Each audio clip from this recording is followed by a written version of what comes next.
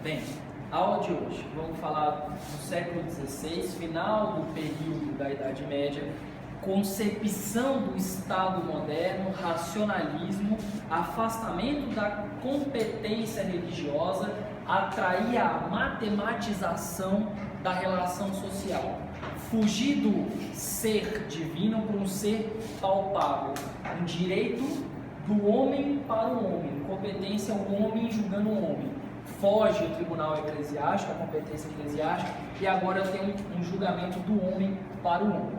Nessa concepção tudo, é importante destacar que no final do século XV, quando eu tenho o final da Idade Média, quando eu começo a unificar pós-feudalismo os territórios, eu crio locais que vão instituir grupos de pessoas, essas pessoas vão ser populações de determinados locais, eu vou ter um direito aplicado a ela, que vai ser um compilado de normas costumeiras. Esse corpo iuris civilis vai dar origem aos codex, que vão ser as normas compiladas. Só que mais do que essa parte de consolidação normativa, eu tenho um entendimento sobre o que seria um Estado e como se dá a constituição de Estado. Depois que eu tenho essa possibilidade de agrupar, criar populações, eu começo a ter conflitos. Eu quero mais terra, eu quero mais poder. Só que isso levou a conflitos inúmeros, sem um resultado final palpável, razoável. Nesse sentido, fez-se necessário o entendimento de que era preciso dar fim a esses conflitos para que eu pudesse atingir uma paz.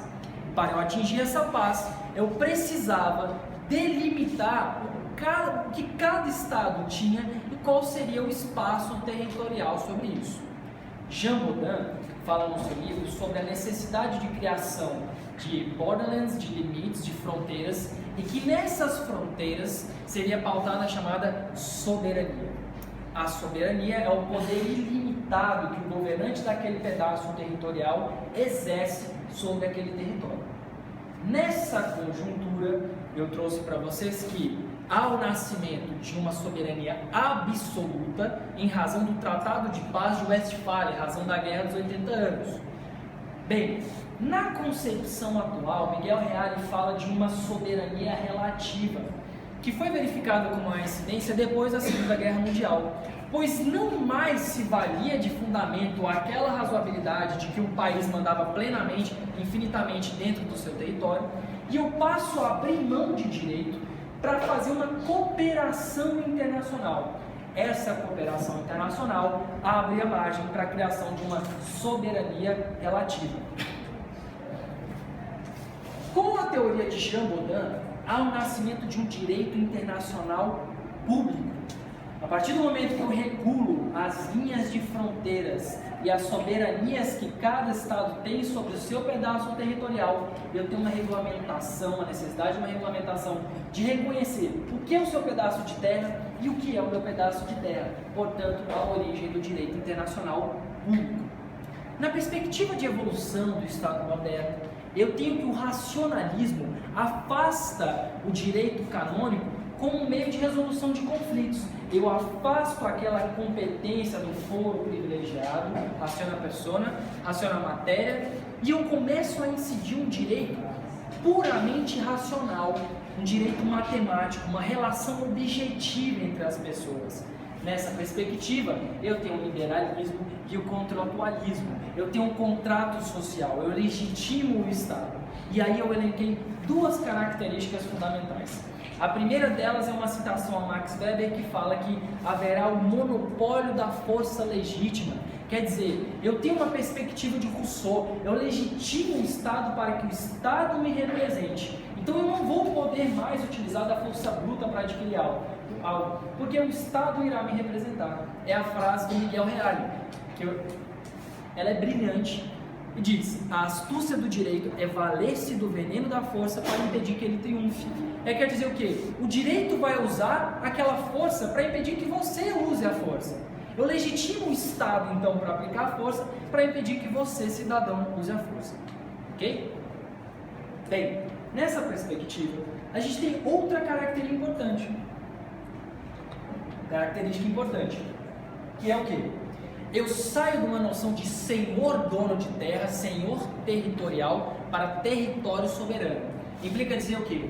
Não é mais a terra de um, mas sim a defesa de um reino. É uma concepção diferente de propriedade de um indivíduo para a propriedade de todos nós. Um reino é maior do que uma pessoa. Ok? Essas são as duas principais características. É fundamental elencar a constituição de um Estado laico.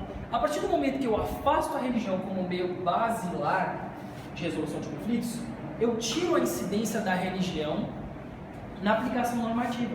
Então eu afasto a religião e a sua competência nas relações entre pessoas, eu tiro aquele estado divino, coloco uma relação matematizada, vamos lembrar que é essa parte racional do direito, e eu constituo o Estado laico. E aí nós discutimos em sala sobre o Brasil e o seu Estado laico. O Estado laico é aquele ausente de parcialidade frente à religião. Ah, mas e a parte inicial da Constituição?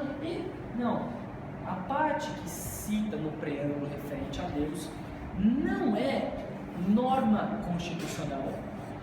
Integra, sim, a Constituição, mas não tem dispositivo normativo, não tem força normativa, ok? É simplesmente uma parte que antecede, desejando bons proveitos daquela norma, que a Constituição Social tem um bom proveito, não necessariamente uma norma, né?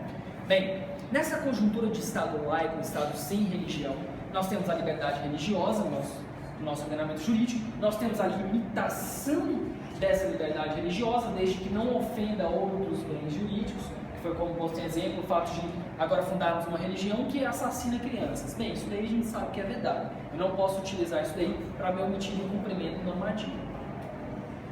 Com a perspectiva de um Estado soberano, eu tenho uma ideia facilmente perceptível das consolidações de direito. E eu tenho duas modalidades. Uma chamada de civil law e outra chamada de common law. A civil law, lei civil, ela tem a base no direito romano. E o direito romano eu digo de leis positivadas, escritas, determináveis. A relação do civil law é o objetivo. Eu tenho uma norma e essa norma vai regulamentar as nossas relações. Eu tenho uma codificação dos costumes. Eu pego aquilo que nós entendemos e aplicamos e crio um código. E o código é o compilado de normas que estão positivadas. Então, o processo de codificação é eu analisar o que é aplicado e escrever, e o código nada mais é do que um compilado dessas informações. Esse direito busca aplicar de maneira objetiva. Eu vou olhar a norma, o fato e vou aplicar. Ok? Ele evita lacuna, ele tenta preencher todos os ramos para que não haja margem para dúvidas. E quando houver possíveis lacunas, eu vou resolver isso por forma de interpretação da norma. O que é totalmente distinto do nosso common law. Porque o common law, que não é o que acontece no Brasil, o Brasil é basicamente civil law, o common law é o que acontece no direito inglês, onde eu não tenho normas positivadas, mas eu tive uma base positivada. O statute law é o que ele fala?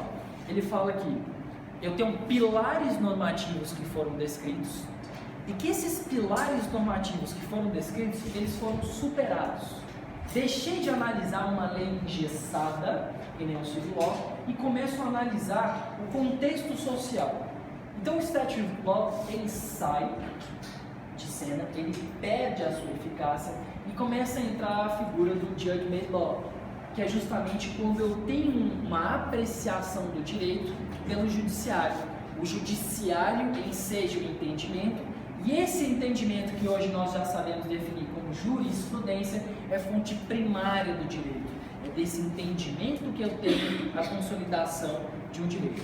E daí eu tenho um próximo passo para ter o que é o common law. O common law, além de ser pautado num direito consuetudinário, costumeiro, jurisprudencial, ele busca um direito comparado. Mas não um direito comparado de um país para outro, mas um direito comparado entre os julgados do próprio território. Eu busco julgados de regiões distintas para estipular a consolidação de direitos. Eu busco a primazia da jurisprudência, um entendimento costumeiro, jurisprudencial.